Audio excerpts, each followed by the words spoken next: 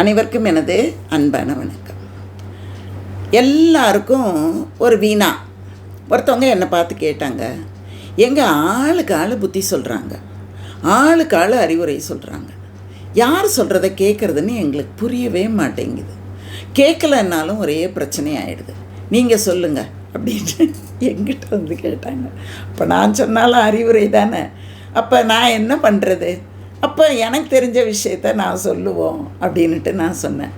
அதாவதுங்க, நீங்கள் அறிவுரை யார் யார் சொல்லணுங்கிறத கேட்டுக்கங்க, அதை அவங்க வாழ்க்கையில் பின்பற்றி முன்னுக்கு வந்திருக்காங்களான்னு பார்த்துக்கங்க.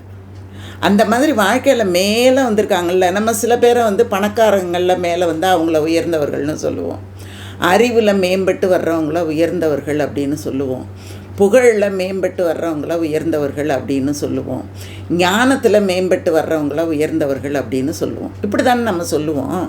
அந்த மாதிரி பல பேராலும் மதிக்கப்படக்கூடிய ஒரு மனிதர் சொல்கிறத நம்ம கேட்கலாம். கேட்டோம்னா ஓரளவாக நாம் முன்னுக்கு வரலாம் அப்படின்னு நான் சொன்னேன். அப்போ நீங்கள் சொல்லுங்கள், யார் சொன்னதை கேட்டு நீங்கள் வர்றீங்க அப்படின்னு சொன்னாங்க.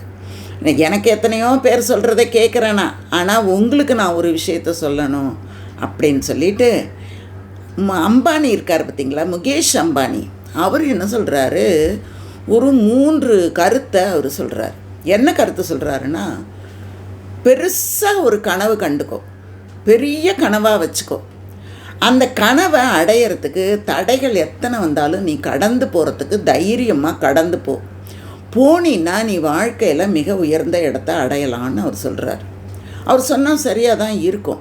ஏன்னா அவர் உயர்ந்த இடத்துல இருக்கார். அவர் பையன் கல்யாணமே ரஜினிகாந்த் போய் டான்ஸ் ஆடிட்டு வந்திருக்காரு. ரஜினிகாந்தை தமிழகத்தில் மிகப்பெரிய ஒரு தலைவராக நினச்சிக்கிட்டு அவரை எவ்வளோ உயர்ந்த இடத்துல வச்சு பார்க்கக்கூடிய இளைஞர்கள் எவ்வளவோ பேர் இருக்காங்க. அவரே அங்கே போய் ஒரு டான்ஸ் ஆடிட்டு வந்திருக்காரு. அமிதாப் பச்சன் போய் ஒரு டான்ஸ் ஆடிட்டு வந்திருக்காரு. அப்படின்னா அவங்களையெல்லாம் ஆட வைத்த அந்த முகேஷ் அம்பானி அவ்வளோ பெரிய ஆளாக இருக்கணும். அப்போ அவர் எவ்வளவு தடைகளை கடந்தவராக இருக்கணும். அப்போ அவர் சொல்கிறத நாம் கேட்கணும். அப்போ அவர் என்ன சொல்கிறாரு, ஒரு இலக்கை தீர்மானித்து வைத்துக்கொள். அதாவது நீ என்னவாகணும்னு நினைக்கிறியோன்னு நினச்சிக்கோ, அது கொஞ்சம் உயர்ந்ததாக இருக்கட்டுமா, அந்த மாதிரி நினச்சிக்கோ. உன்னை விட உயர்ந்ததா, நம்முடைய தரத்துக்கு எதுவோ அதை விட உயர்ந்ததாக இருக்கிறதா பார்த்துக்கோ அப்படின்னு அவர் சொல்கிறாரு. அதுக்கு நிறைய தடைகள் வரும். நம்ம உயரணுன்னா எவ்வளோ பேர் பக்கத்தில் இருக்கிறவங்களே பொறாமப்படுறவங்களாம் இருப்பாங்களே நம்மளை சுற்றி. நம்ம ஒரு வேலை பண்ணால் இதையா பண்ணுற, இது மாதிரி செஞ்சவன் எத்தனையோ பேர் தோற்று போயிட்டான் தெரியுமா, நீ மட்டும் என்ன பெரிய ஆளாக வரப்போறியா, இதெல்லாம் உனக்கு என்னத்துக்குப்பா அப்படின்னு கேட்குறவங்க இருக்காங்க. அதனால் நம்ம ஒரு வேலையில் இறங்குனா அதை வந்து நம்ம மனசை வந்து உடைக்கிறதுக்கும் நம்மளுடைய இலக்கை அடைய விடாமல் தடுப்பதற்கும் நிறைய பேர் இருப்பாங்க. சில பேர் எப்படி இருப்பாங்கன்னா, மலை வந்து கண்ணுக்கு நேராக தெரியும். அப்போ நம்ம என்ன பண்ணுவோம், மலையை சுற்றி கொண்டோ இல்லை மலையை குடைந்து ஒரு பாதை போட்டுக்கொண்டோ நம்ம போயிடுவோம். ஏன்னா மலையில் யாரும் தடுக்கி கிடிக்கி விழுந்ததா வரலாறுலாம் ஒன்றும் கிடையாது. மேலே போய் உச்சியில் போய் வேணும்னு வேணுன்னா கீழே விழுந்திருப்பாங்க. ஆனால் நடந்து போகும்போது மலை வந்து தடுக்காது, அது வந்து மறைக்கும், அதை கடந்து நம்மளால் போயிட முடியும். ஆனால் பார்த்திங்கன்னா நடக்கும்போது சிறு தடுமாற்றம், கீழே விழுந்துருவோம், ஏதாவது ஒன்று காலில் தடுக்கும், ஒரு சின்ன கல்லாக இருக்கும், ஒரு சின்ன முள்ளாக இருக்கும், ஒரு சின்ன குச்சியாக கிடக்கும்.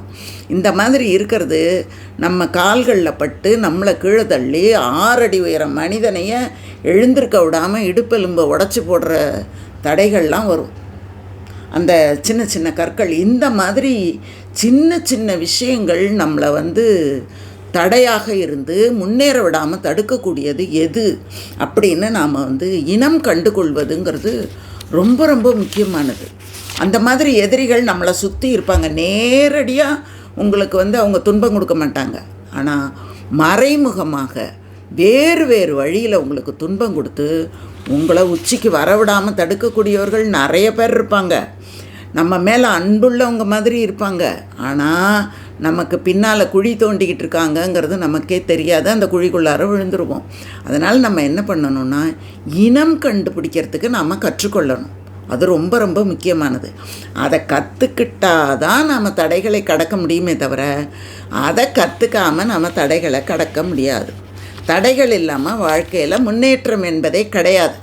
அந்த தடைகளை எப்படி நாம் கடக்க வேண்டும்? தண்ணீராக இருந்தால் ஓடத்தில் கடக்க முடியும், முள்ளாக இருந்தால் அந்த முள்ளை அப்புறப்படுத்துறதுக்கான ஆயுதங்களை வைத்துக்கொண்டு நாம் கடந்து போக முடியும். கற்களாக இருந்தால் அதை பாதையாக்கி விட்டு நம்ம அது மேலே ஒரு ரோடு ரோலர் மாதிரி போட்டு அதை எல்லாத்தையும் துவம்சம் பண்ணிட்டு போக வேண்டியதாக இருக்கும். நாம் எந்த பாதையை நோக்கி பயணம் செய்கிறோம், வழியிலே வரக்கூடிய தடைகள் என்னென்னங்கிறத இனம் கண்டுபிடித்து அதை கடந்து போய் நீ இலக்கை அடைய வேண்டும் அப்படின்னு சொல்கிறார். அப்படி போகணுன்னா நிறைய வேலை செய்யணுமே, உழைக்கணுமே, கஷ்டப்படணுமே. அது எப்படி அப்படின்னா, கடின உழைப்புக்கு சப்ஸ்டியூட்டே கிடையாது, மாற்றே கிடையாது. உழைத்து தான் நீ வரணுன்னா உழைத்து தான் வர முடியும். இல்லை நான் உழைக்காமலே எனக்கு கிடைக்கணும் அப்படின்னு நினச்சா கனவுல வேணால் உனக்கு கிடைக்கலாம், கனவுல கூட கிடைக்காது.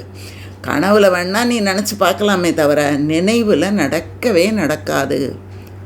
அப்போ கடின உழைப்புக்கு சப்ஸ்டியூட்டே கிடையாது. அப்படின்னா கடின உழைப்பை நீ கொடுத்து தான் ஆக வேண்டும் மேலே வரணும்னா. மூணாவது, என்னங்க இது கடின உழைப்புங்கிறீங்க, எப்படி? அப்பப்போ மனசு சோர்ந்து போகுதே, நம்பிக்கை இழந்து போகிறனே அப்படின்னா, நம்பிக்கையை மட்டும் நீ இழக்கவே இழக்காதே. மேத்தா சொல்லுவார், நம்பிக்கை நார் மட்டும் உன் கையில் இருந்தால் பூக்கள் தானாகவே வந்து உன் விரல்களில் ஒட்டி கொள்ளும் அப்படின்னு சொல்லுவார். அது மாதிரி நம்பிக்கையை மட்டும் நீ இழந்துடாத. ஆமாம், நான் நம்பிக்கையோடு எல்லா ஆளையும் கூப்பிட்டு வச்சு வேலை வாங்குகிறேன், யாரும் சரியாக செய்ய மாட்டேங்கிறாங்களே. உன்னை நம்பு, ஒன்றை முதல்ல நம்பு, அப்போ தான் நீ நம்பிக்கையானவர்களை பெற முடியும் அப்படின்னு அவர் சொல்கிறாரு இந்த முகேஷ் அம்பானி. அப்படின்னா அப்போ இந்த மூன்றையும் நாம் பின்பற்றினால் மட்டும்தாங்க நாம் உயர்ந்த இடத்துக்கு வர முடியும். எல்லா மனிதர்களும் உயர்ந்த இடத்துக்கு வரணுங்கிற ஆசை இருந்துக்கிட்டே தான் இருக்கும்.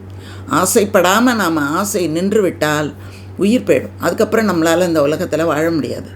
ஆசை இருக்கிற வரைக்கும் நாம் இந்த உலகத்தில் வாழ்ந்துக்கிட்டே இருப்போம். இன்றைக்கு கூட வயதானவர்கள், ரொம்ப ஆண்டு அனுபவித்து வயதான 100 வயது கிட்டத்தட்ட இருப்பவர்களினுடைய உயிர் போகாது. ஏன் போகாது தெரியுங்களா?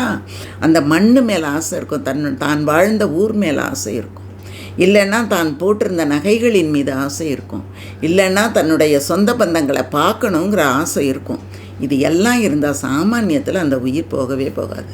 அதனால் நமக்கு ஆசைப்படும்போது தான் நாம் இன்னும் வளர்ந்து கொண்டே போக முடியும். ஆசையெல்லாம் விட்டுட்டேன் அப்படின்னா வளர்ச்சி நமக்கு கிடைக்கவே கிடைக்காது. திருப்தியாகவும் நிதான ஒரு நிம்மதியோடையும் வாழ்ந்துட்டோம்னா நம்ம மேற்கொண்டு எதையும் தேட மாட்டோம். ஆனால் இந்த உலகத்தில் வாழ்வதற்கு நம்முடைய தேடுதல் இருந்துக்கிட்டே இருக்கணும். அப்போ தான் நாம் நீண்ட காலமும் வாழ முடியும், நினைத்ததையும் அடைய முடியும். சரிங்களா? நான் அவங்களுக்கு சொன்ன அறிவுரை இது. ஏன்னா எல்லாரும் அறிவுரை சொல்கிறாங்க, யார் சொல்கிறத கேட்குறது அப்படின்னு அவங்க என்கிட்ட கேட்டாங்க பாருங்கள். நான் சொன்ன அறிவுரை இது. உங்களுக்கு விருப்பம் இருந்துச்சுன்னா எடுத்துக்கங்க, இல்லையா கடந்து அடுத்ததுக்கு போங்க. சரிங்களா? நன்றி, வணக்கம், வாழ்க வளமுடன்.